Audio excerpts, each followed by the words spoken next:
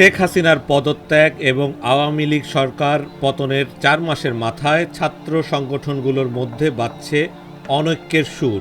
রাজনৈতিক দলের লেজুর ভিত্তিক ছাত্র রাজনীতি এই বিভক্তির অন্যতম কারণ।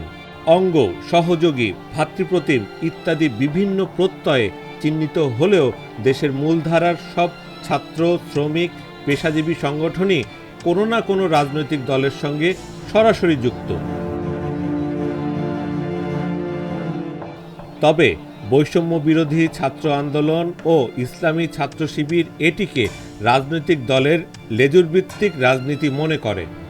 জুলাই আগস্ট অভ্যুত্থানের পর থেকে ক্যাম্পাসে লেজুরভিত্তিক ছাত্র রাজনীতি নিষিদ্ধের পক্ষে প্রচারণা চালিয়ে আসছে তাদের একাংশ।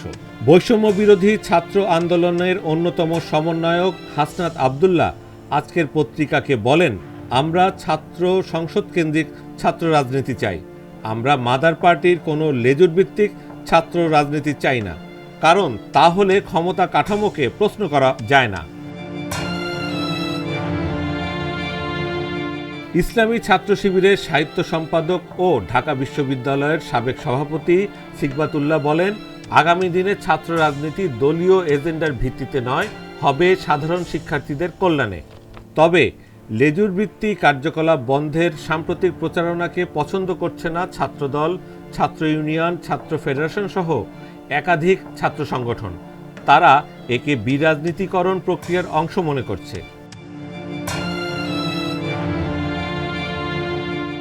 এদিকে সব ছাত্র সংগঠনের সমন্বয়ে জাতীয় ছাত্র কাউন্সিল গঠনের উদ্যোগ নেওয়া হলেও তাতে সাড়া দেয়নি ছাত্রদল সহ একাধিক ছাত্র সংগঠন।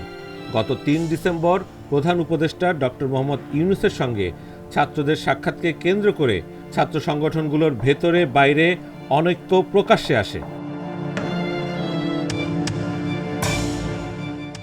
জাতীয় ঐক্যের প্রতিশ্রুতি এখন একটি পক্ষের সংকীর্ণ গণ্ডিতে আবদ্ধ বলে মনে করেন ছাত্রদলের সাধারণ সম্পাদক নাসির উদ্দিন নাসির। তিনি আজকের পত্রিকাকে বলেন, প্রধান উপদেষ্টা ছাত্র নেতাদের সঙ্গে আলোচনার নামে কেবল কয়েকজন সমন্বয়কের সঙ্গে আলোচনা করেছেন।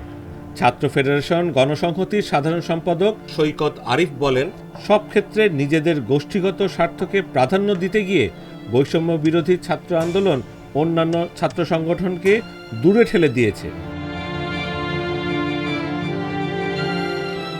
এ পরিস্থিতিতে বৈষম্য বিরোধীদের বাদ দিয়েই পাল্টা ঐক্য গড়তে আলোচনা চালাচ্ছে রাজনৈতিক দলকেন্দ্রিক ছাত্র সংগঠনগুলো। সম্প্রতি রাজধানীর কাঁটাবনের একটি রেস্তোরাঁয় বৈঠক করে ছাত্রদল, ছাত্র ফেডারেশন গণসংহতি, ছাত্র ইউনিয়ন, ছাত্র অধিকার পরিষদ, ইসলামী ছাত্র আন্দোলন সহ 28টি ছাত্র সংগঠন। তবে বৈঠকে আমন্ত্রণ জানানো হয়নি বৈষম্য বিরোধী ছাত্র আন্দোলন ও ইসলামী ছাত্র শিবিরকে।